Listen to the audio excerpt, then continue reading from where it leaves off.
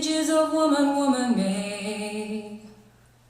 Where do I go to find images of woman made?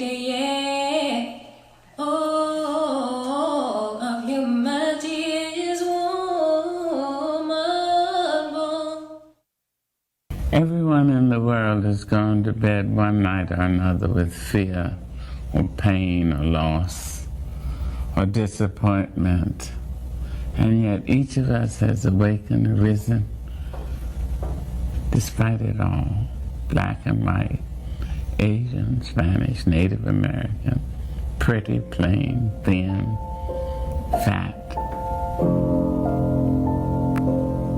vowed or celibate, we rise. You may write me down in history with your bitter, twisted lies. You may trod me in the very dirt, but still like dust, I'll rise. Just like suns and like moons, with the certainty of tides, just like hope springing high, still I rise. Did you want to see me broken? Bowed head and lowered eyes, shoulders falling down like teardrops, weakened by my soulful cries. Does my sassiness upset you? Don't take it so hard just 'cause I laugh.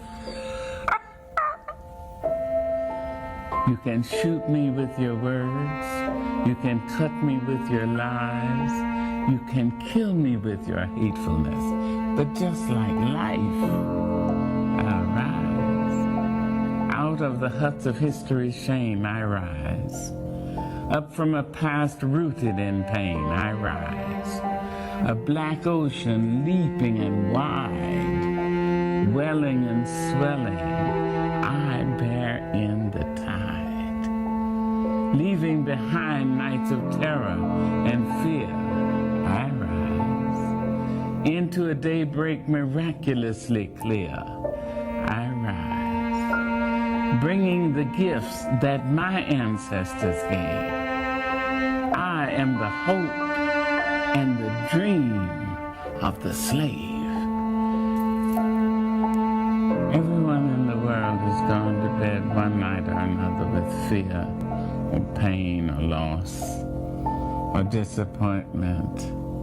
And yet each of us has awakened and risen despite it all. Black and white, Asian, Spanish, Native American, pretty, plain, thin, fat, we rise.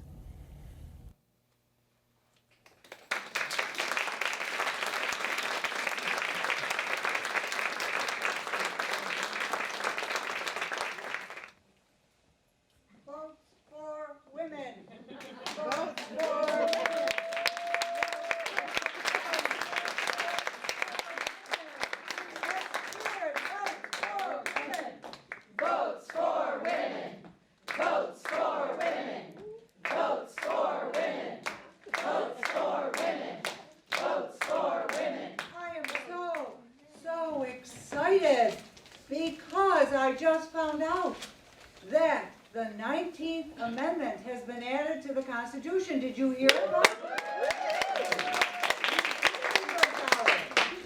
Now, thanks to Elizabeth Cady Stanton and her Declaration of Sentiments in July 1848, and the first line was, men, all men and women are created equal.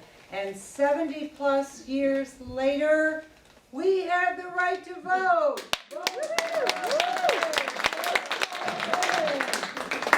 So our fight has been valiant. We have been vigilant.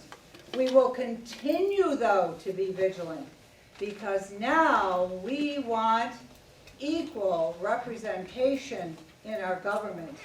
And we want the right to act in the leadership of our country. And so we must fight continually to make sure that we women get out and vote every possible election time we can. Go home, grab your sisters, grab your mothers, grab your grandmothers, grab your daughters, grab your granddaughters. Get them to the polls to vote. Get them registered first, then bring them to the polls.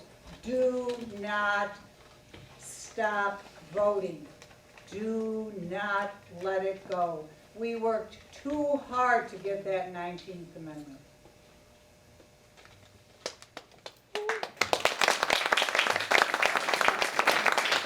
Welcome to Auburn Public Theater. I'm Susan Sharman. I'm president of the board of the theater, and I want to say how thrilled I am to see you all here tonight for this wonderful feminist extravaganza. Thank you for coming. Now, I'd like you to know that Auburn Public Theater, of course, is a blessing to the central New York area. We are so fortunate to have all this wonderful programming. And tonight, we have an opportunity to share in the proceeds from tonight's entertainment, to share with our wonderful First Amendment, First Vote initiative that is a clear path for our teen girls to learn to be leaders and to learn to develop into women who might think about running for office. And thanks to that program that is now going to be offered in hopefully all of our schools, our leader, Melina Carnicelli, the founder of the program, should be commended because she is a true leader.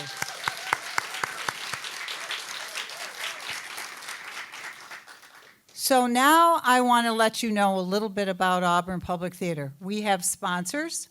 We have several of them, and because I can never remember all of them, I have them right here in my hand. So I'm going to thank all of our sponsors who help support Auburn Public Theater, and to which we are very grateful. We have the Citizen newspaper. We have the New York State Council on the Arts. We have Wegmans. We have Mesa Grande Restaurant. We have WRVO. We have Cowley and Associates and the Holiday Inn, and we say thank you very much to our supporters. I will tell you that we have just a little bit of housekeeping to take care of before our program begins. One is this is an opportunity to take care of your cell phones. We have 2 exits. One, the entrance where you came in, is also an exit, and then we have an exit to the left of the audience here. Again, I want to thank each and every one of you for coming. We have wonderful programming. I'll hope you go to our website and take a look at what we have scheduled coming up. And to all of you, I love you all, and don't forget to vote. Thank you.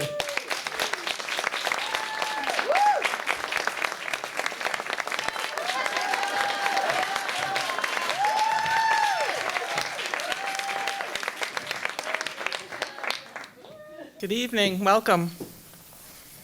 And thank you to Emma for starting us off so beautifully. My name is Deborah Rose Berlotti. For good or ill, I tend to take things personally.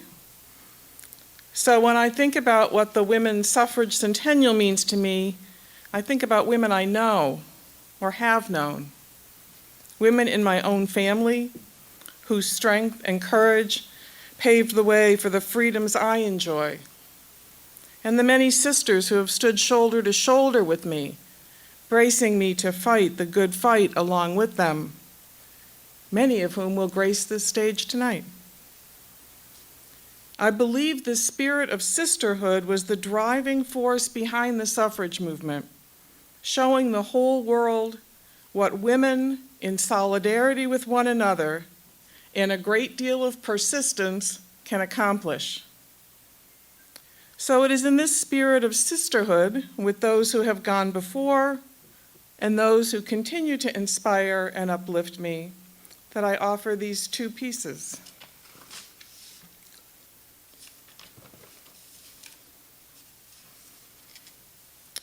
The first is called Hands. It's about my mother and my grandmother, who we called Amma. And the picture is my mother's and my hands. I look at my hands now and start to see my mother's hands. Then I blink and I know that they're my Amma's hands too. Except my hands are not as strong as theirs. They couldn't carry most of my belongings piece by piece down a German road, or 2 children alone across the Atlantic. They're not as strong as my mother's hands either. Hands once blackened from gathering lumps of coal along the railroad tracks, and creased from carrying the buckets back to Mary Street to heat their company house. I look at my hands now and wonder at the fine movements, the delicacy and precision, the patience with which Amma once stitched the finest satin into masterpieces of plush design to line some rich men's caskets. Or the patience with which my mother worked with other needles, with scalpels, forceps, and clamps. Thwarted in her desire to become a nurse, she labored as a research technician, a surgeon without the name or salary. Her skillful hands moving with delicacy, precision, and care. I have felt my mother's cool hands on my hot forehead and the back of my neck. I have felt Amma's warm hands hold my face as if her love for me would melt us both. And I have known what gentleness lies in their strength.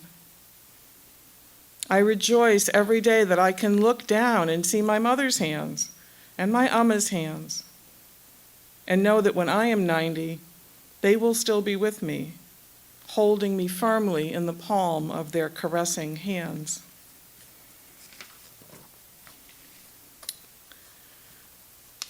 And the second piece was written during a women's weekend that I spent with 4 amazing women at a cabin in the Vermont woods. It's called The 5 Birches. Delicate, strong, beautiful. We stand straight and tall, reaching for the deepest blue of the Vermont autumn sky, rooted, apart, each drawing strength from the common ground we share. Our babies gone from us, fallen, flown, we still strive to survive, so we may bear fruit again in spring. Marked by our years' spots of black and brown, bits of fragile white bark shredded and torn, exposing glimpses of our delicate flesh. It is our character, our beauty, worn proudly. We wait patiently for the gales of winter, prepared to bend in response, to bear the weight of winter, to don our royal robes of snow, and stand prouder still, white on white in a forest of deep gray. We have names whispered to one another when a breeze rustles our branches. Madeline, so solid and strong, her bark barely concealing the exquisite tenderness inside. Christy, so graceful and gentle, a dancer poised for her next leap, holding so much within her stillness. Catherine, so tall and elegant, her bark thin, almost translucent, easily injured by the smallest assault. She is a rare and treasured silver birch. Helen, so quiet and giving, she stands at our center, her broad branches poised to catch us as we bend, so we will not break. And I, Deborah, the youngest, trying to grow to the full beauty of the others, my bright white bark shouts my joy that my roots are entangled with theirs. I know they will continue to sustain me. We are strong, delicate, beautiful. Won't you come to our forest? Thank you.